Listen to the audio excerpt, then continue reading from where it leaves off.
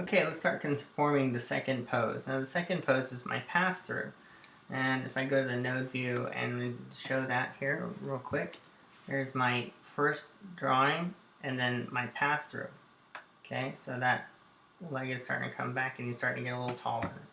So we need to just basically conform that to that. So I do that by keying everything. Remember, I still have his default pose here. There's a drawing substitution change that happened during both of this, so that's why this is disjuncted. But right here, we have his first, we have a drawing change here that we don't want. If you see that, and there's a little pop or a glitch, you can say O, and you'll notice that there is a bit of a change here. And I should not have keys in my drawing columns. That's a no-no. But anyway, I see a break here, so what I'm going to do is I'm just going to say copy and paste, and now it should now maintain the same. I don't even have to do that actually, I could just drag it. There we go. And then I can just select the right drawing substitution and say, yeah, go with that one. Okay, back to 0. So I'm going to hit 0 on my keyboard. I'll open it up just a little bit here, FM body all, and now I'll start conforming this pose. So I'm just going to raise him up a bit as an FM body all. And so, because he does get a little taller as you do when you pass through, you know.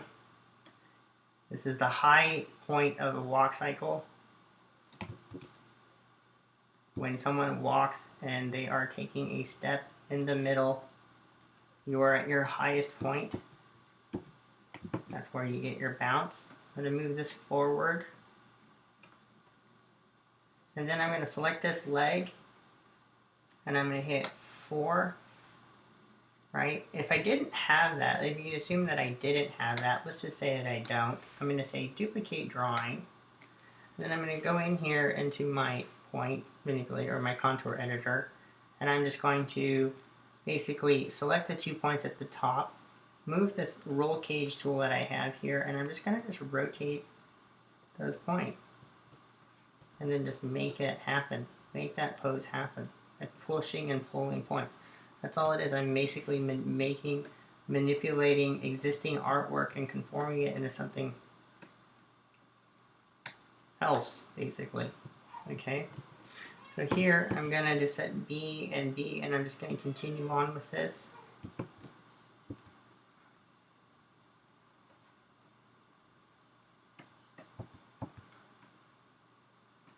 His hand goes behind. Maybe his height, because of his pass through, he goes a little higher. It looks a little higher. Move that head. Those facial features can't break up that high. And there, I pretty much have it. I really want to get a little bit more precise about this arm. I can do that. See what arm I have here. See if I have any others that are just a little bit more relaxed. Got a lot of arms here that are the same. So what I can do here, and this just comes from a lack of experience back in the day on my part, is I can just take this and relax this arm. Manipulate these points. Get rid of that overlapping point right there, or just move it. You can get rid of it. Right. Just move it there. Okay. So now I have my new pose. As far as that handle, I don't want that to happen and show up between his legs that it's happening there. So I'm going to hit E.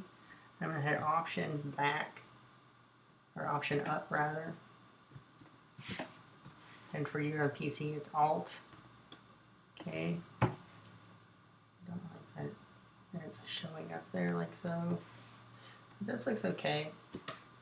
And you know, there we have it. I can try and manipulate the head and get a little bit more precise about it here, right? But there we have it. Not too bad.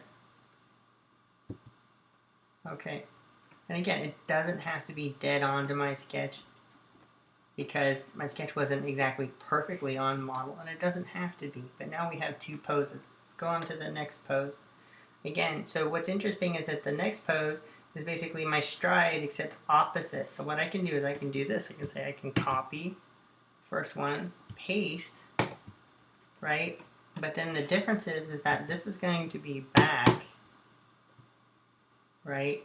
So actually, but this foot is actually, these are gonna switch on me. So this is going this way.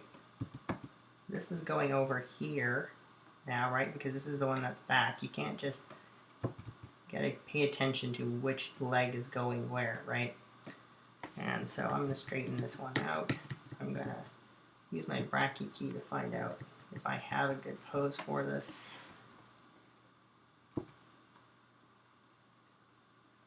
And I'm gonna, clearly I'm gonna need to manipulate that. And this is a straight leg, so I'm gonna do this. It's important that when you rig that your individual pieces have pegs as well as the parent so that you can manipulate both. Okay, and so this one I'm going to conform this way. So we have, it's traveling back. This one I'm going to bend. I'm going to bend it more. So what I'm going to do is I'm going to say duplicate drawing. And then I'm going to conform these points so that it does actually bend or warp. And I can control where that rotation happens.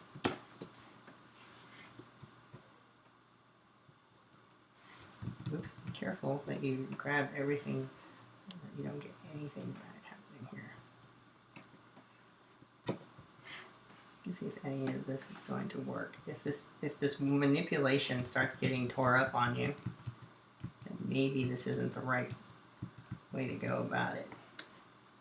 Let's try it a different way.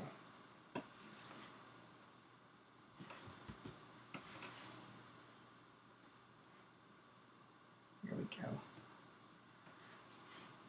And now let's move it. You just gotta play with it, stretch it, skew it. Right, bend it. Try this. Oops. What I'm trying to do is temporarily move that center point down. Give it a little bit of a squeeze there. And then for that leg, what I'm going to do is, why I have so many legs that are pretty much the same, I don't know. And that's not good. But what I can do is just take two, drawing substitution 2. I'm just going to bend it. There we go. Gap, move. Sometimes that roll cage tool is good, sometimes it's not, sometimes it's in the way. And if I go back to selecting the foot, I want to fix this area here.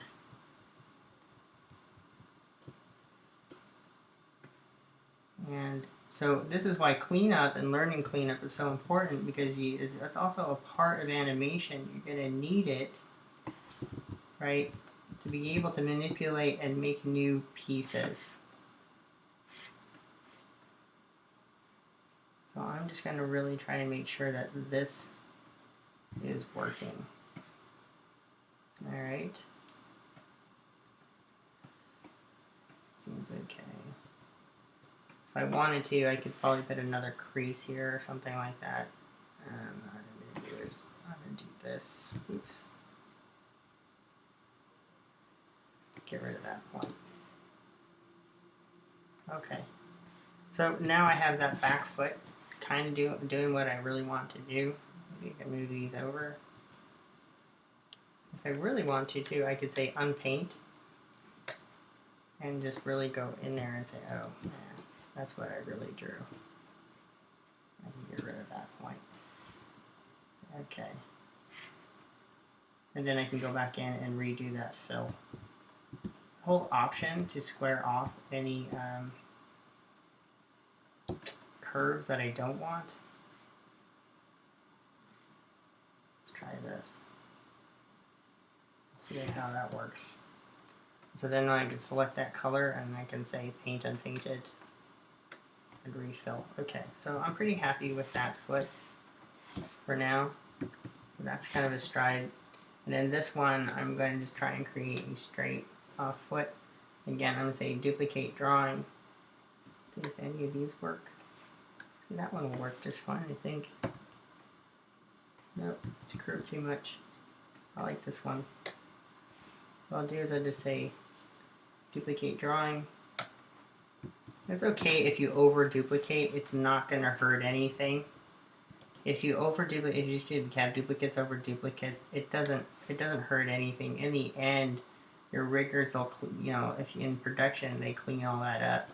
But it's okay to over duplicate. It's better that you do and then to not, because otherwise you will mess something up if you don't.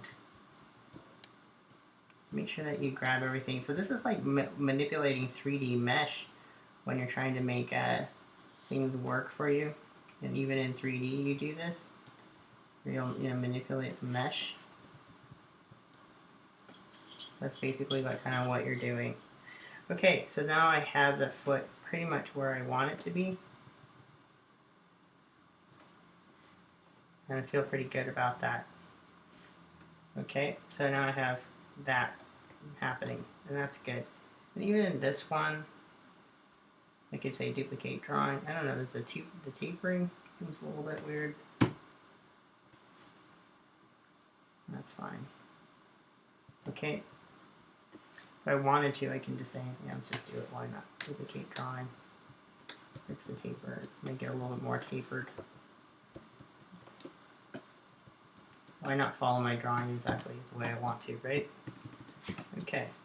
And then for this, right, this hand is actually going forward, right? I believe. And this one went all the way back carrying the pole. So we're going to take that all the way back like this.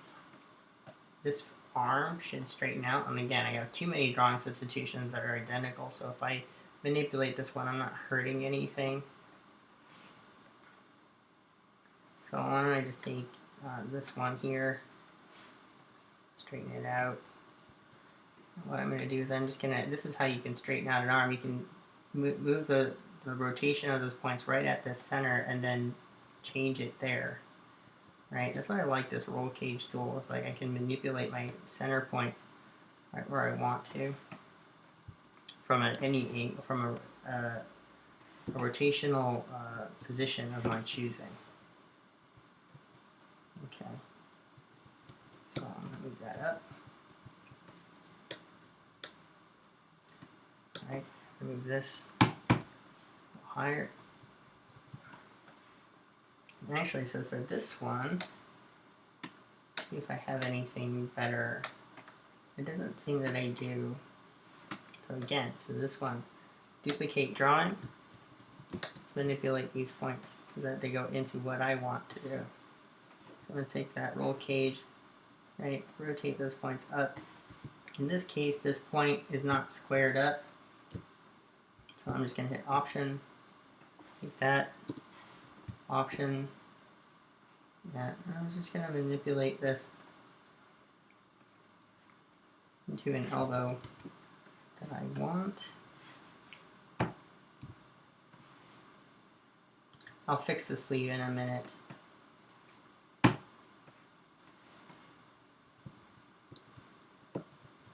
It's always better sometimes too to animate the hands and their positions first and then make the connection with the elbows and the wrists so that you know exactly, because it's more important where the hands end up and that you make animation of good arcs with the hands. So rotate that, Option. Alright, and then I'm going to fix the sleeve here. I think the sleeve is on an overlay layer if I'm not mistaken. You check, yep, sure is. So I'm going to manipulate, I'm going to get rid of this. I'm going to basically take all of that, or just this right here, and I'm going to rotate it like so. I'm just going to squeeze it a bit. In this case, I'm actually physically manipulating the artwork. Okay, I'm not animating, I'm actually changing the artwork. This is animating once I get into the element select tool. But when I'm moving these items, this is not animating, this is conforming and changing the artwork to fit my drawing the way I want it to fit. Okay? It's important to understand the difference between art manipulation and animating with pegs. Okay? So that's really important to note. Alright, so now I've conformed my other poses. So I have this pose, and now this pose, right? And then all I have to do is the next pass through and then copy and paste the last pose. So I can do that even right now. I can say copy, because this is where I'm going to end up, and then paste, right? And by the way, this should be straight. There we go. If I have weird animation or something going on, you just hit no motion. This is no motion, this is go motion. Alright, so we have what's called stop motion keys. So I'm almost on my way to conforming and getting my walk cycle keys started and getting those moving. Oops, and it looks like I've got a little bit of breakage here. So always make sure that you don't have any line breakage, that your elements are lining up nicely. You don't want anyone, remember, good puppet animation is puppet animation that no one notices is puppet animation. Okay, so these are how you conform poses to your keys, right, into what you're trying to do, and then eventually you'll start tweening these, and then we'll start breaking those down into twos and getting those into twos.